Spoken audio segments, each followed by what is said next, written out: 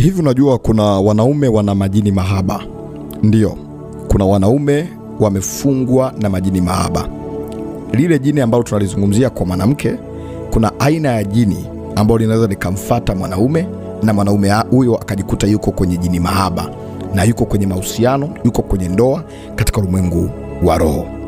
Jini mahaba ni roho kamili au ni pepo ambalo linaweza kumwingia mtu kwa kumfanya aishi kutoshelezwa, aishi kama tayari yuko na mwenza ingali katika uhalisia hayuko na mwenza. Jini mahaba ni pepo linaloweza kufanya mambo mengi kwa mtu na kumwonyesha mtu kama anaweza kuwa na mtu wa bahati na kuwa na kukutana na watu fulani wazuri, lakini kuna namna ambayo linamvurugia mtu huyo maisha yake kabisa. Jini mahaba likiwa ndani ya mwanaume, jambo la kwanza ambalo mara nyingi linaweza likatokea kwa watu wengi, unaweza kuwa ni mwanaume unaota ndoto unakutana kimwili na wanawake tofauti tofauti, au kuna aina fulani ya mwanamke anaonekana ni mzuri, yani katika hali ya kawaida unaona ni mzuri kweli kweli, alafu unaona unakutana naye, au wakati mwingine unapokutana naye ukitaka ufikie mahali fulani tu unakuta umeshtuka. Wakati mwingine unakuta umeamka asubuhi umeisha haribu hali ya hewa. Katika hali ya kawaida unaona kwamba hii ni ndoto tu, lakini kumbe katika ulimwengu wa roho wewe ni mume wa yule mtu au ni mume wa lile jini, na linaweza kukutokea kwa njia nyingine. Unaona mwanamke anakuja katika ndoto zako au katika maono yako, mwanamke wa aina fulani, pengine unayemjua, au pengine ni mtu wa familia yenu, ni mmoja kati ya ndugu yako, au pengine ni mmoja kati ya watu ambao wamekuzunguka. Unaona uko naye kwa njia ya ndoto na unashiriki naye, unakutana naye. Hali hii ikiwa na kutokea mara kwa mara, kuna ile hali inatokea mara moja, lakini kuna ile inatokea mara kwa mara. Hii inaonyesha wazi katika ulimwengu wa roho uko na jini mahaba.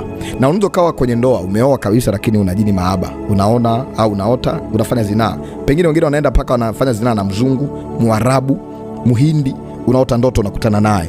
Unaona ni jambo la kawaida, pengine ni kitu cha kawaida. Kumbe katika ulimwengu wa roho tayari uko na mwanaume au uko na mwanamke wa kiroho.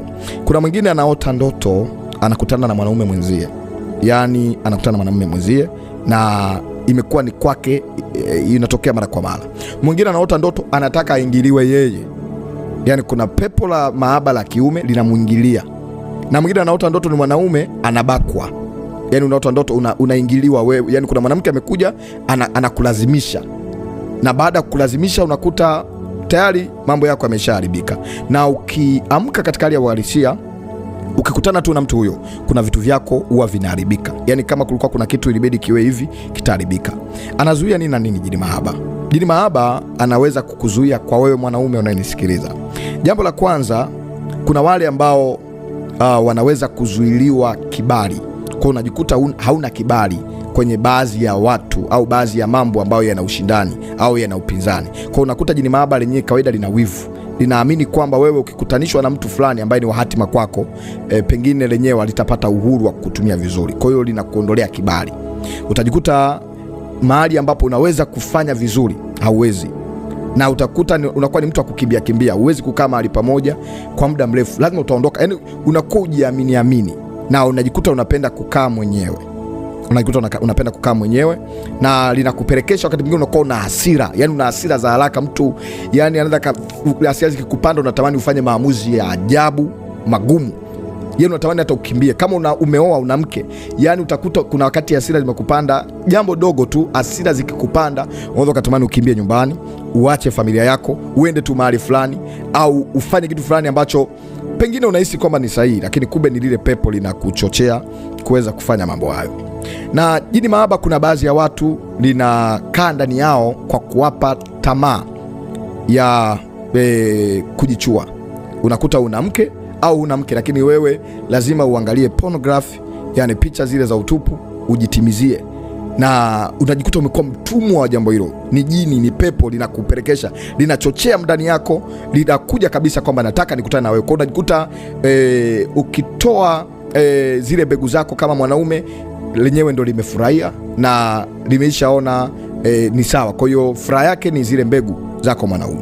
Sasa hivi vitu kama hujavishughulikia kiroho, vina hatari kubwa.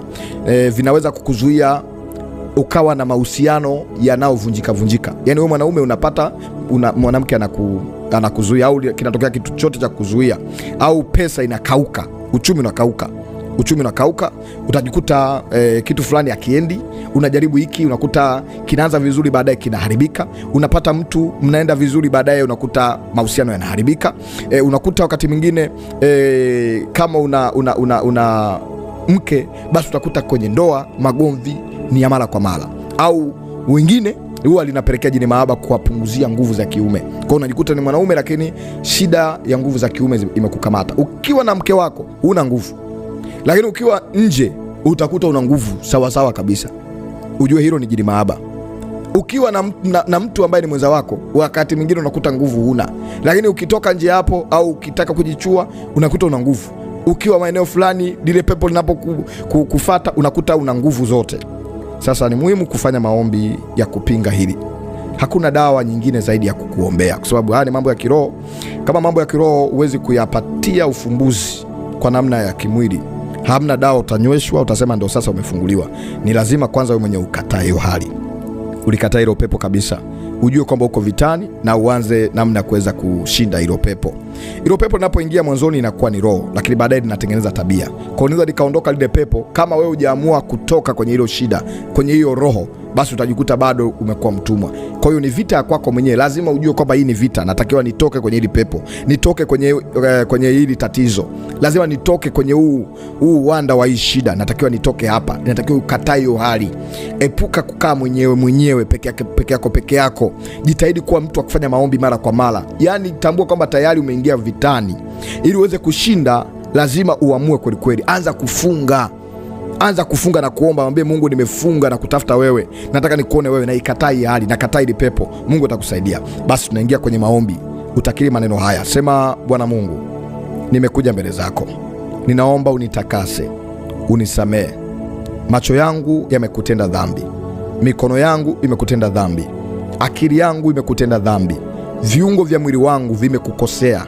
Ninaomba unihurumie, ninaomba unioshe kwa damu yako, kwa hisopo yako, nitakase kwa kweli yako, katika jina la Yesu. Ninakataa kuwa mtumwa wa jini mahaba. Ewe jini mahaba, ninakukataa leo.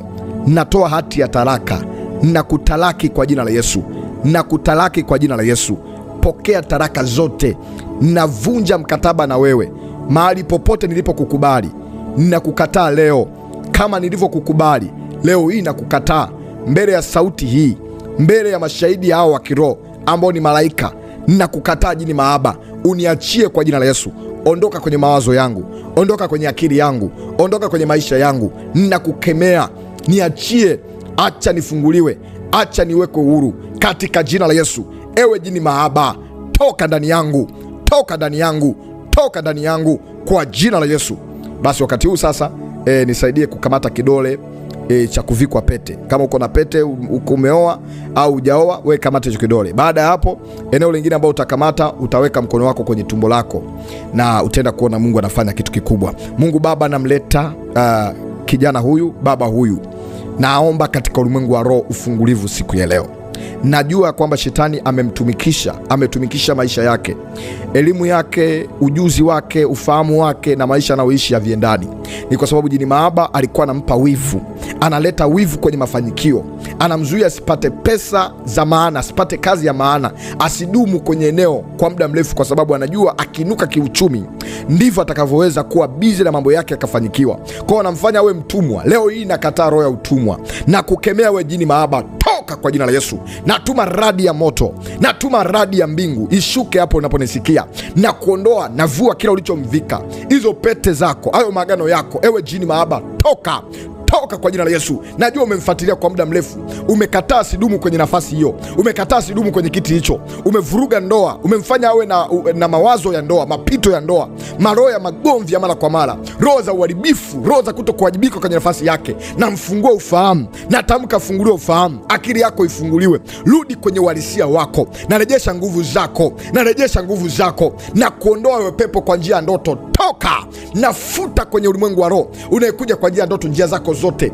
na naweka moto, njia zako zote naachilia damu ya Yesu. Ukija kwenye mwili huu ukute moto na waka, ukija kwenye macho yake ukute moto na waka, mwili wote wake moto. Natuma moto wa jina la Yesu, natuma moto wa jina la Yesu, natuma moto wa jina la Yesu. Ewe jini mahaba ondoka, ewe jini mahaba toka kwenye mawazo, kwenye akili, kwenye ufahamu, na kutengua, toka kwa jina la Yesu. Navunja hii ndoa, navunja ndoa hiyo ya kipepo, navunja kuanzia sasa. Achia apate ndoa sahihi, achia ifurahie ndoa yake, achia afurahie maisha yake, achia afurahie kila analolifanya katika jina la Yesu. Natamka ufungulivu, natamka kuwekwa huru katika damu ya Yesu. Hiyo madhabahu ikuachie, hiyo madhabahu iharibike, hiyo miungu ikuachie, hayo maagano ya bahari, maagano ya katikati ya bahari, maagano ya kipepo ya kuachie. Haijalishi wewe pepo umetoka wapi, hiyo umetoka Omani, yani umetoka Uarabuni, na kukataa. Haijalishi umetoka mahali gani, na kukemea kwa jina la Yesu. Ondoka, ondoka, ondoka, ondoka. Uwe ni pepo wa Kihindi na kuondoa, iwe ni pepo wa Kiswahili na kuondoa. Toka kwa jina la Yesu,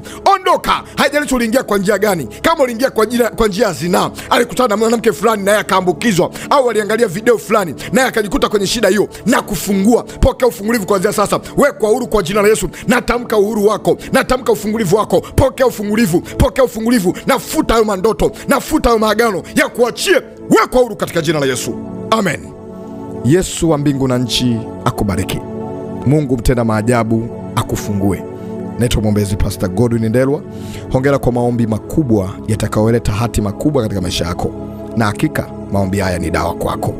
Namshukuru Mungu kwa sababu ya kunipa ufunuo huu. Naamini ni wewe umekusudiwa. Rudia maombi haya mara kwa mara, yatakusaidia kutimiza uponyaji sahihi wa kimungu. Mungu akubariki, akutendee mema.